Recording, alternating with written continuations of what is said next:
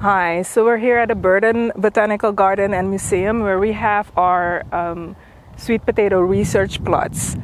We do annual screening as part of the sweet potato program. This is the disease screening. We receive breeding lines from the sweet potato breeder, Dr. Don Labonte, and we grow these sweet potato plots here at Burden every year and grow them for 100 to 120 days. We have several breeding lines that we receive. This is a breeding line that we've been tested for several years already. And this is another one. You can see the differences in their growth a little bit. Some of them have some more purplish leaves, or the leaf shape is different. And we grow them here in 3 replicates, after which we harvest them. We also have a soil rot plot where we screen the breeding lines for soil rot resistance. So this is our soil rot plot over at Burden, where we test the advanced breeding lines we receive from Dr. Labonte for soil rot resistance. This is basically the second screening we're doing, because the first screening has been done at Chase over in a naturally infected soil rot plot. This plot was developed by Dr. Chris Clark. He inoculated this plot specifically with soil rot over a couple of years, and he keeps doing that. We will now keep doing that by planting a really susceptible genotype, a cultivar jewel, every year, and we flip the plots every year to make sure that the inoculum keeps increasing. And what we'll do once they're ready to be harvested, the same day we will be looking at the roots for soil rot symptoms. But we also have a few additional lines over here that we test for soil rot resistance as well. This is actually a really nice system, because here we can make sure that we have replicated plots in addition to the screening that's been done at Chase, where you have the hill tests. So in case one of the breeding lines escapes infection, we will have it replicated here to make sure we have the actual response to resistance or susceptibility.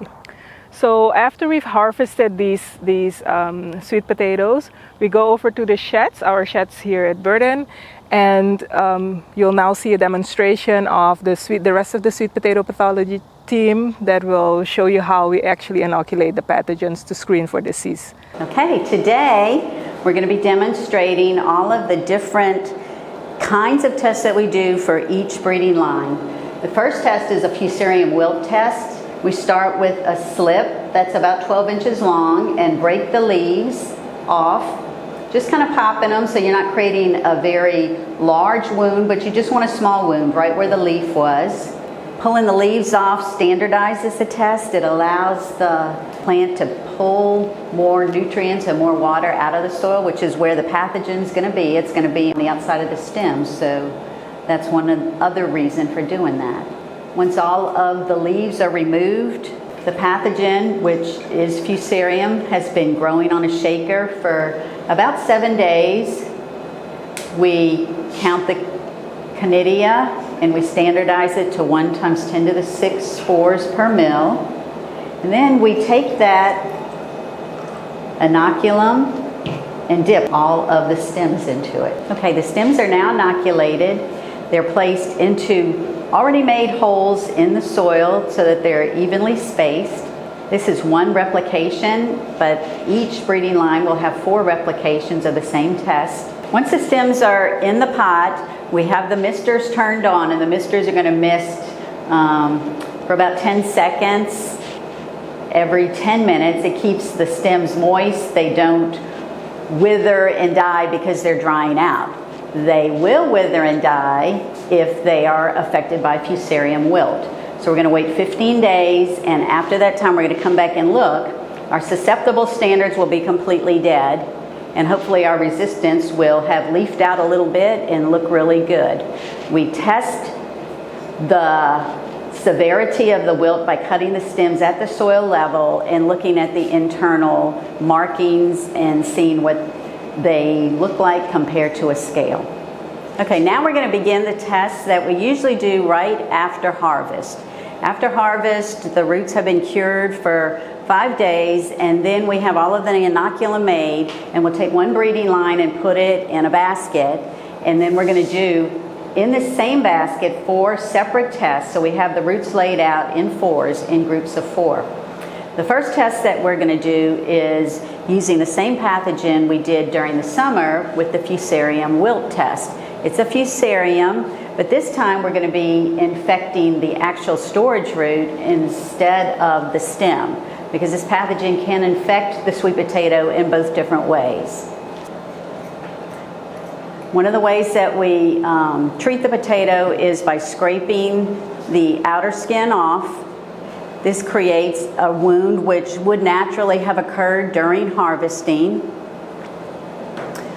Our pathogen has been growing on plates of potato dextrose agar, and plugs of the same size are taken from the plate and placed upside down on the wound. And then we wait for 4 weeks, and then we're going to do a rating to see how that pathogen has infected the root. The next pathogen that we're going to look at and that we're going to infect our roots with is called bacterial soft rot. It's Dickia didantii, and it is a bacteria that is grown in liquid culture. The bacteria is going to be taken up in a pipette, and we're just going to puncture it and take 25 microliters and let it slowly ooze into the potato. And over time, over a few hours, it's going to ooze into the potato, and then it's going to start causing some rot. We're going to wait 6 to 7 days, and then we're going to look at the result. Okay, we're going to test another pathogen. It's going to be similar to the way that we tested the fusarium. We're going to scrape 4 times, just putting a kind of a natural wound, something that they would experience out in nature, on the surface of the potato. And then we're going to get a plug, and this time the pathogen we're testing is called Java black rot, Lasia diplodia theobrome. So it's going to be done in a similar way. We're going to be scraping all of the roots, and we're going to be adding plugs of that pathogen to each of them, and then waiting to observe symptoms. Okay, the last pathogen we're going to test in this basket with this breeding line is Ceratocystis fimbriata. It is called black rot just by its common name. This pathogen is naturally found out in the soil, and now we're going to check and see how these roots respond to it. So there's a puncture wound that's made, just a quick little puncture wound, 1 to 2 millimeters deep. And then the pathogen is just dropped onto that wound, and that's where it will enter. So in addition to the pathogens that Ms. Kathy talked about, we also screen every year for Rhizopas soft rot. This is a very important post-harvest disease caused by a fungus named Rhizopas stolonifer, which looks like that on culture. And so what we do every year is prepare couches of Rhizopas stolonifer, which takes about 7 days to grow. And what we do is flood the culture with a solution of either water or Triton X to prepare a black spore suspension. And so Rhizopas stolonifer requires wounds to cause rot. And so what we do is use our Wacadero, a rubber band impaled wooden dowel, to cause a wound on our storage roots. What we do is raise it to a labeled mark and let go to create that bruise wound over here. And what we then do is, using a foam paintbrush, use our prepared spore suspension and wet the brush to just brush over suspension over the wound. And we then place these storage roots under storage conditions for up to 10 days to monitor for Rhizopas soft rot development. And we do a comparison because cultivars vary in their susceptibility to this disease. And so I guess I will use that opportunity to transition from what's done for breeding to my research, because that is what I have been working on over the past few years.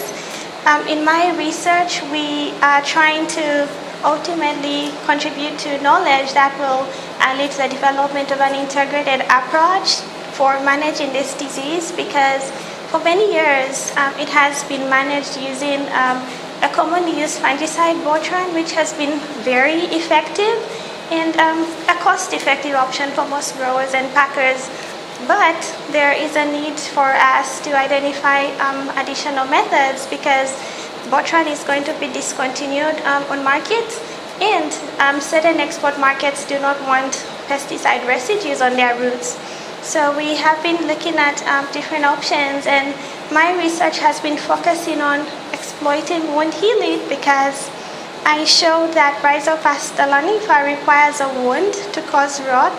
So for screening, we use that bruise wound, which causes more damage than another wound type called a scrape wound, which is inflicted using the potato peeler. And so that one's a very shallow wound. I have two cross sections just to compare.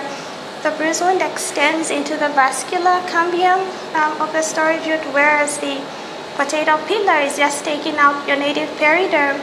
And so in my research, I am trying to look at how different variables like the wound type, how old the roots are, how long they have been in storage, where the roots were grown, the cultivars, and compare how all these variables affect wound healing in relation to the development of Rhizopus soft rot on sweet potato storage roots. I have also evaluated several other alternatives like biological products which contain bacteria, what are termed generally regarded as safe chemicals such as Clorox, Storox, and Sanidate, considered sanitizing chemicals for their effects on wound healing, and hopefully all that knowledge will help us identify options that kind of promote and enhance wound healing. We have done that addition to gene expression studies to hopefully identify genes that could be exploited as well for possible use in marker-assisted selection to aid with the development of resistant cultivars for Rhizopus soft rot. Thank you.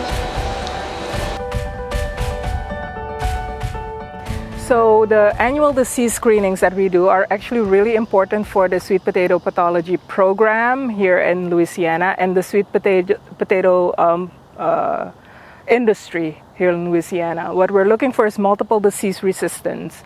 Over the last couple of years, quite a few of our breeding lines of Louisiana coming out of the breeding program have had multiple disease resistance, and they've upheld it over the different years. And that is the strength of the Louisiana AgCenter and all the sweet potato pathologists and researchers working together.